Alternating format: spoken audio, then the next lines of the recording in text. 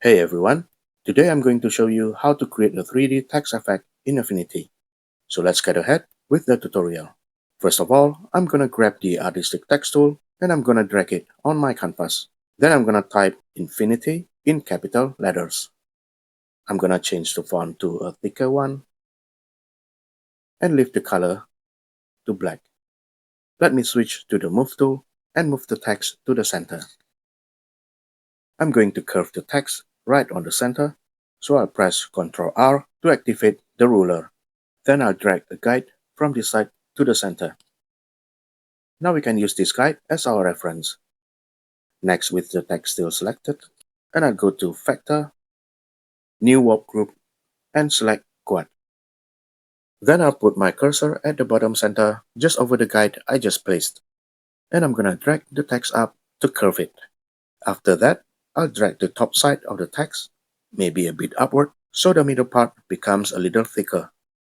Now though I want to keep the text editable, but I need to convert the text to curves. Otherwise, the next effect is not going to work. Let me show you. I'll make sure the text is selected, go to Vector again, New Warp Group, and select Perspective. Now I'll put my cursor at the bottom right handle, press Shift to keep it straight and drag it a bit to the right. And also the bottom left, press Shift and drag it a bit to the left. Now you see the text is bent.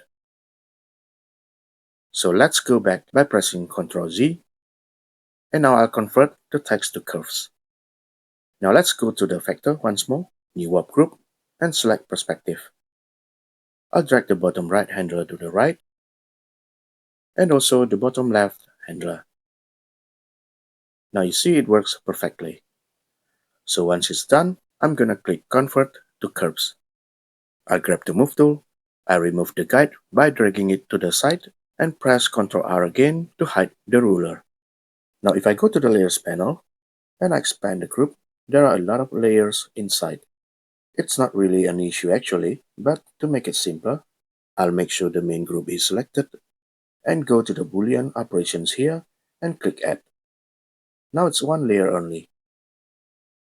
I'll rename it to Shadow. Next, I'm going to duplicate the text by pressing Ctrl J, change it to white, and rename it to Text. Then I'll select the shadow layer, grab the Contour tool, place my cursor right over the text and drag it to the right to expand. You'll notice it has a round corner. I'm going to change it to sharp corner. So I'll go to the context toolbar, click miter, and now it's changed to sharp corner. Since all seem right to me, I'm gonna click Big Appearance. After this, I'm gonna select the Move tool and press Enter to bring out the Move/Duplicate panel.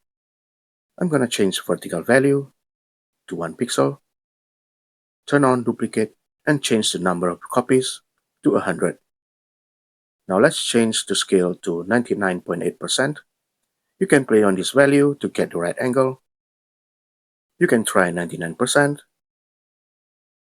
or 99.5% to see how it looks.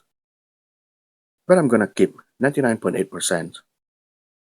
Once it's done, I'll click OK. Now I'm gonna select all duplicate layers and group them, simply to make the layers panel cleaner. Now basically, the 3D text effect is done. But we can go furthermore to make the text better. I'll select the text layer and change the color to blue. Next, I'll grab the ellipse tool, draw a big ellipse, and change the color to dark blue. Now I'll select the Move tool, then I'll drag it to place the top edge right about half the height of the text, just like this. After that, I'll go to the Layers panel and drag the ellipse layer into the text layer.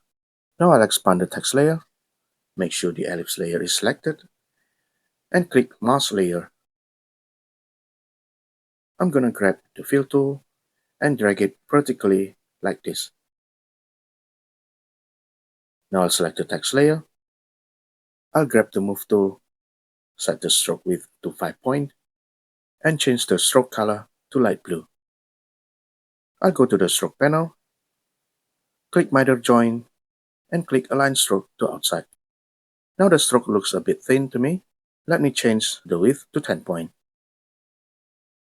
And that's all for this tutorial. You can adjust it according to your preference. Drop me a comment if you have any questions. And don't forget to subscribe for more tutorials. As always, thanks for watching and good day.